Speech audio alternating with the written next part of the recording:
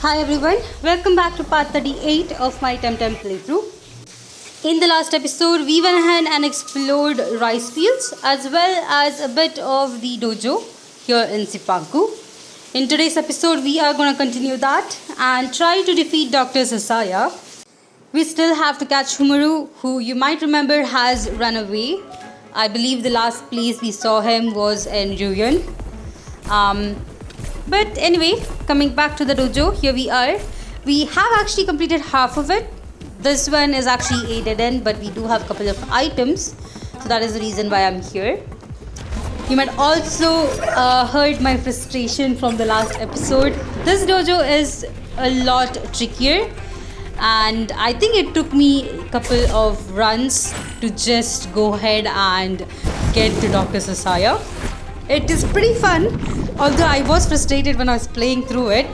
But I think now that I've gone through it once, if I do have to make my way through it again, I would probably do a better job. Either way, let me quickly go ahead and defeat this tamer here. As you might know, the tamers in this dojo is actually pretty tough. They are pretty powerful and are around level 65 to 70. Especially the tamers that have only one TemTem, so I do have to be a lot careful.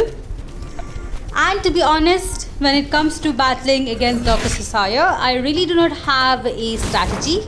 I'm hoping that my TemTems that I do have in my team are actually enough.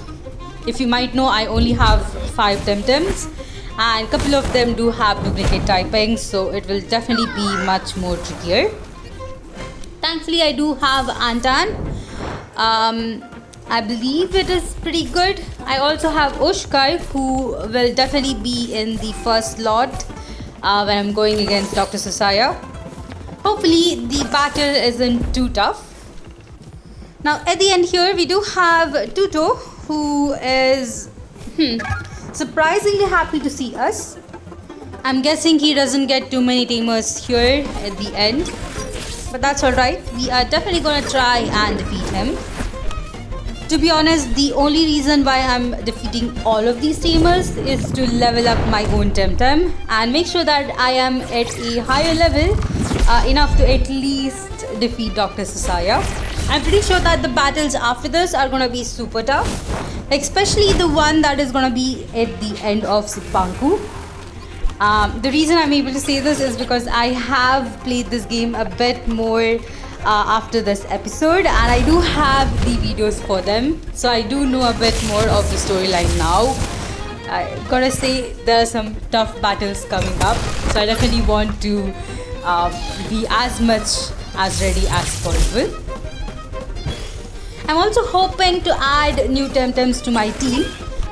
As far as I have played this game, I must say Sipanku is definitely a smaller region.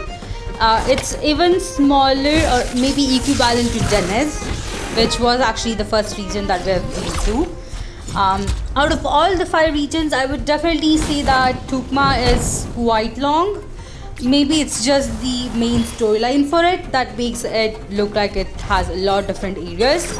But to be honest, we have still not completed exploring it. After all, we still need the crystal skates to move on forward in the bottom section of Tukma. Or in this case, I think if you look at the map, it would probably be in the top east section, which is filled with just crystal fields. Hopefully we do get that here. After all, in Ruyan, we still need crystal skates to move on forward, so I'm pretty sure we'll get some pretty soon. Maybe after we do defeat Dr. Sasaya. We still have the quest of talking to Carlos, so hopefully I'll be able to talk to him pretty soon. Anyway, here I am back in the right pathway. If you might remember, there was only once I attempted to go through this, but this is actually the right pathway to go to Dr. Sasaya. The key is to go to the right side. As you can see, I actually made a mistake, but here we go. This is how we have to go through that area. So you have to initially at the entrance immediately go to the right and move on forward from there. It is a bit trickier considering that you have laser lights coming from all 4 directions, but At one point you'll be able to cross through. At least I did in my third time. Anyway, it does lead to another small room. This one actually consists of 2 tamers. To be honest, I really wish I could say that this is the last room that you're gonna go through, but there is still one more trickier one. I think the most trickier part of everything is the fact that if you do go wrong in this last room, you reset it back to all the way to the beginning. So you have to go through everything once again, which is so frustrating. I really wish they had just kept a save point in a couple of rooms where we could actually come back to in case if we did make a mistake. Unfortunately, that's not the case here. Anyway, it also seems that I'm having a bit of a trouble taking down this Scaravault. I really shouldn't be having a trouble considering that Scaravault's trait is pretty bad. But it does get a buff on all of its stats, which makes it a bit tougher to defeat. In any case, we have defeated this tamer. Yep, my team is just looking rough. Now here's the tougher part. There we go. That was so nerve-wracking. I'm pretty sure the lights are not this fast considering that I'm playing the game in normal speed. Now this video is in 2x, so it does seem faster than it's actual in real life. Either way, we do have a pair of tamers here. Unfortunately, I'm kind of struggling. I definitely have to heal up my TemTems, but I do not want to heal them up all the way through, especially with the field, considering that we have to kind of go back and heal ourselves before we are able to defeat the Dojo Master. It's all in how you're kind of using your items at this point. We do see a Vespine and Nesla, which actually took down my starter. That is not good. I actually need my starter to be a bit more strong. After all, it is pretty helpful, but I'm really not sure anymore. I might have to rethink this. There's actually a Lotel, which is the evolution of Dupois. It's pretty interesting.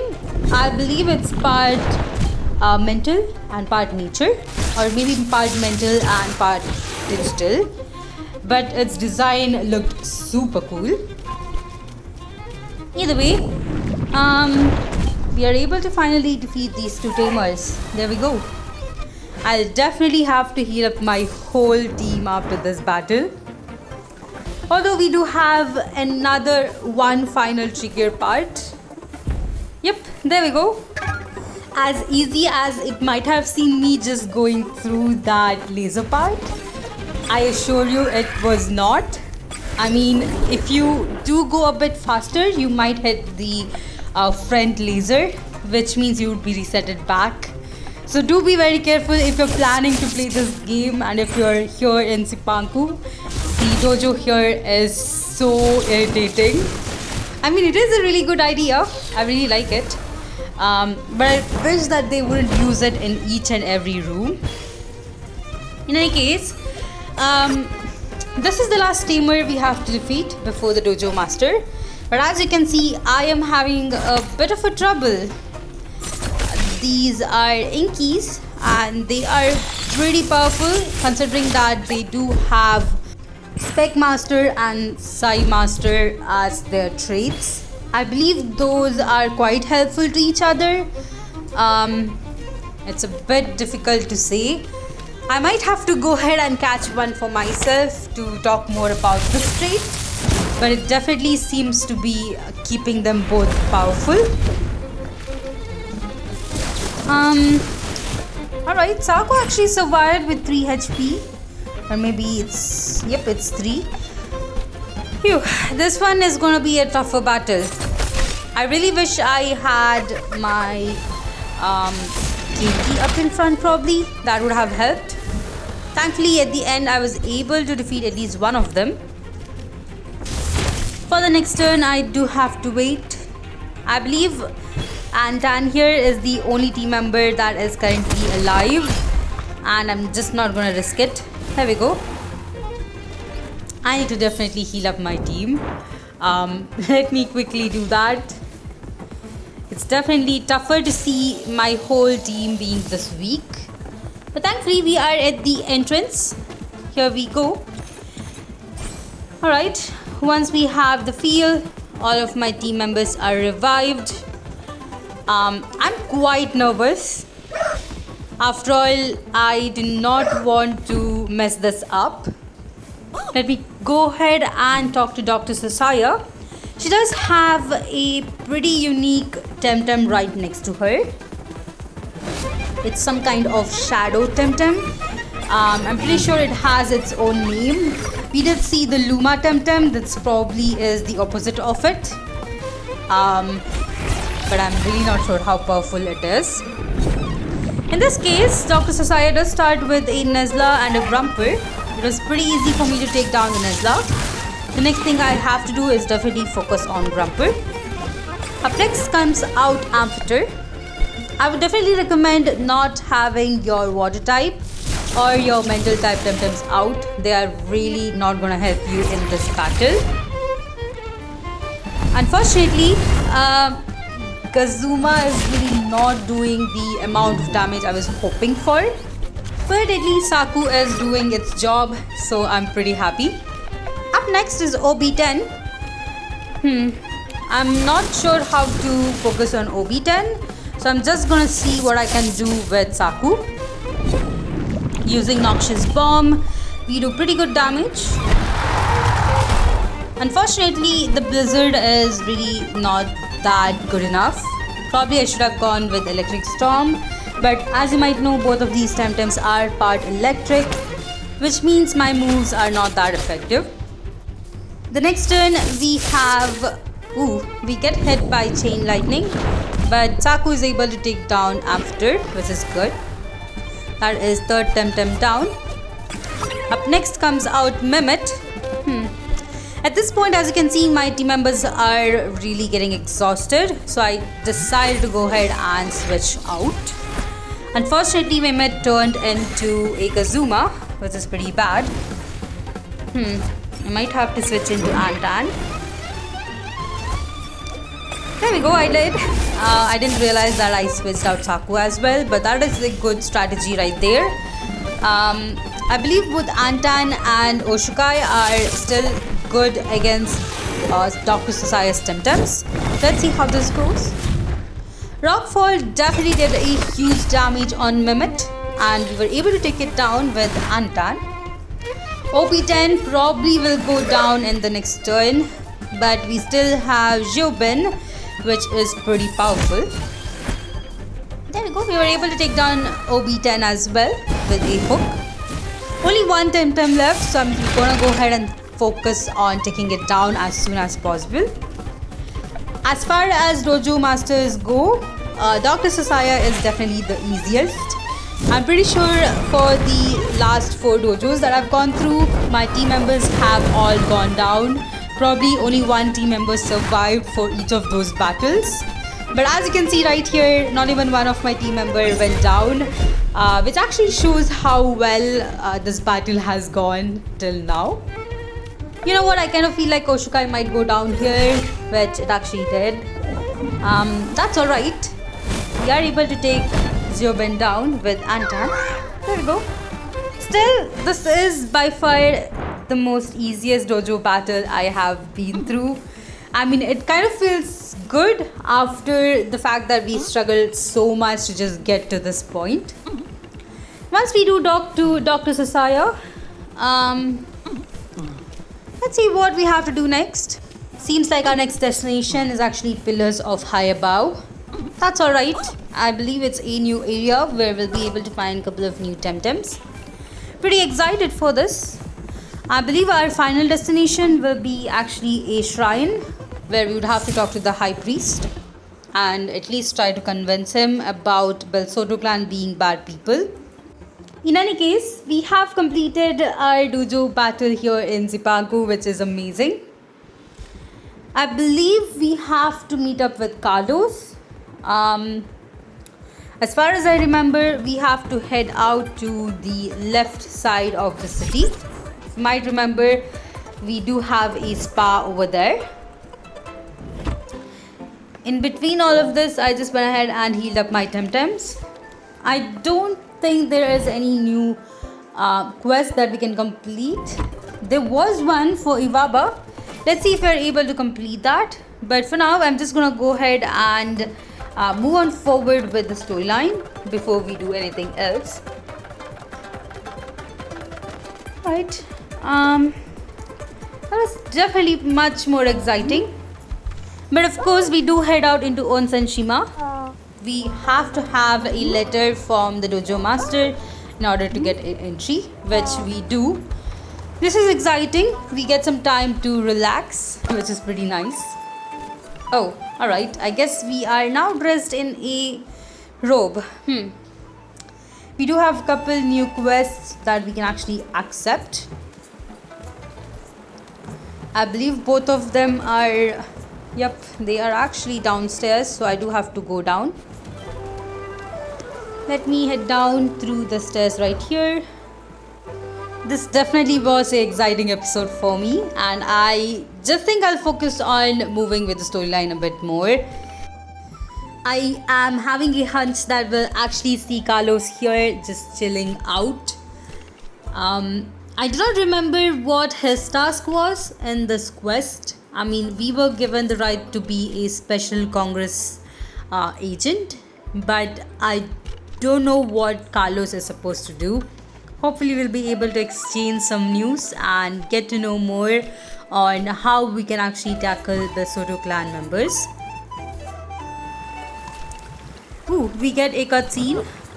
Yep, there he is. Ooh, we have Dr. Sasaya here as well, which is surprising. I mean, we just saw her in the battle. Apparently they... Alright, I guess we can just go ahead and let them both talk. After all, we are talking more on how the theft in the lab happened and who it was. Of course, our next pathway is definitely the Pillars of Higher Bow, which we got to know. But before we leave, it seems that Dr. Sasaya and Carlos actually wants us to fetch teas and biscuit. Alright. That's kind of confusing, but anyway, I'm gonna go ahead and explore this place here before we move on. We have a couple more stickers and an item at the end. On the other side, we have another sticker here. Pretty good. It seems that we have a lot of items here. There is another sticker right next to the tree as well, which in this case I actually ignored. Let me go ahead and go back to that sticker at some point. I guess I do miss some of these stickers, and I do get to know only once I go through these areas. Unfortunately, I would have to just write all of these down. There's no way for me to actually know which items I've missed, and I do have to kind of backtrack in order to get all of these items. But there are a lot in this place, so I'm just gonna go ahead and quickly collect them. There we go. That is all in this end. I guess we can definitely make our way back.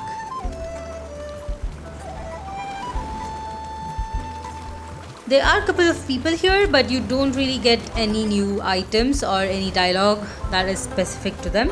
So we can just ignore all of the NPCs in this area. Here we have 2 more items and another sticker at the end. Going to the other side, we have another sticker here. I'm just trying to scan the whole screen at this time, especially when I'm playing through the game, just to make sure that I do not miss anything. I don't believe we have anything else over there. I did try talking to these people, but for some reason they really don't talk to you much. We are back at the entrance. That's alright. Our marker actually shows that we have to head upstairs. I believe we were already there. For some reason, it actually took me some time to figure this out, but here we go. This is where we'll be able to get our mochi and tea. Now that we do have the items, I have to make my way back. Alright, let me head downstairs and talk to Carlos. But before we do talk to him, I think I'll just go ahead and talk to that NPC. Here we go. Hector, huh? Hey, we know this guy. We did have a quest with Hector, and let me quickly try to complete it. There we go. The quest for Hector is that we have to just talk to him in different places in Sipanku. This is pretty interesting. Anyway, talking to Carlos and Dr. Sasaya, we do get another cutscene.